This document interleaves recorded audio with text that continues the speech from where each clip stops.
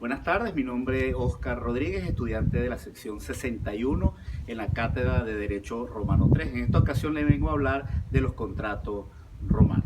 Los contratos, definiéndolos, son un acuerdo de voluntades que genera derechos y obligaciones entre los contratantes. Los romanos divulgaron o clasificaron en 6 grandes grupos los contratos. En primer grupo tenemos los contratos verbales, en el segundo los contratos escritos, luego contratos reales, contratos consensuales, los contratos innominados y los cuasicontratos. Los contratos verbales.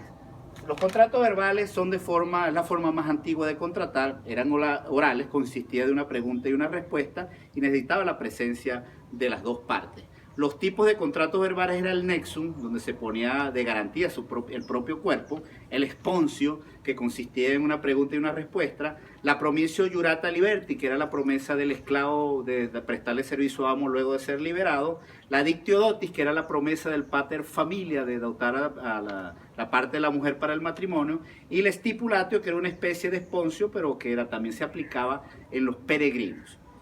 Los contratos escritos. Los contratos escritos, por supuesto, eran literales y se escribían en un codec o nómina transcripta. Los tipos de contrato escrito tenemos el spensilatio, que era que se colocaba el nombre del deudor en la norma transcripta.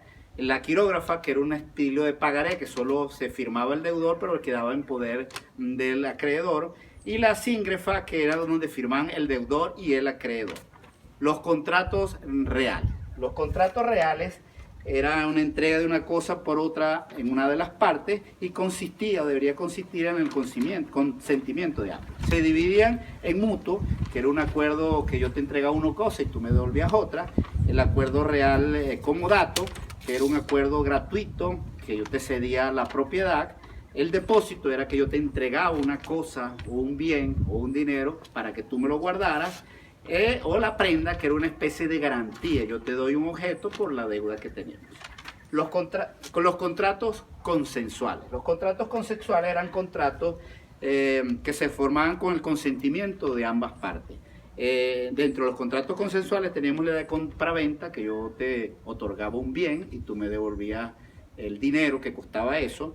El arrendamiento, yo te cedí el goce y disfrute de la propiedad y tú me dabas dinero. La sociedad, que era varias personas ponían en común todos los bienes para conformar un negocio. El mandato, que era un encargo de una persona para hacer la gestión por otra, era un contrato de buena fe.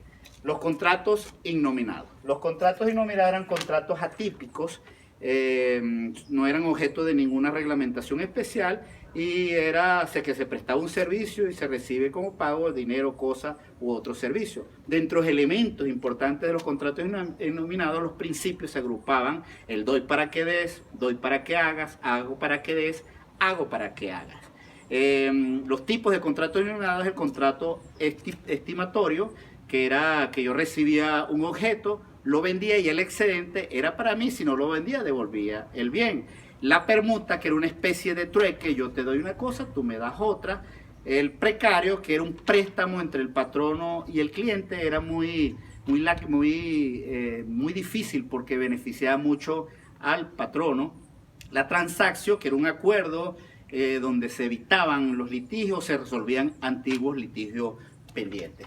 Los cuasicontratos eran contratos lícitos que generaban obligaciones pero no tenían consentimiento de las ambas partes por basarse en situaciones no previstas o sobrevenidas. La figura de los contratos cuasicontratos era la negotiorum gestio, que era una persona que se hacía cargo, administraba los bienes de una persona sin tener un mandato. La tutela y la curatela. La tutela era que protegía los derechos de los sujetos con incapacidad de obrar, como menores de edad o mujeres. La curatela es que protegía los bienes de los enfermos mentales y los pródigos y cuidaban por su salud. La comutio incidente, que era una situación no prevista y que al contener esa situación prevista comúnmente se hacían en común todos los bienes. El legado, que el heredero heredaba los bienes, pero también heredaba las deudas. Y la indebiti solutio era que cuando yo creía tener una deuda y la pagaba y no era cierta la deuda, yo tenía derecho a que se me devolviera el dinero.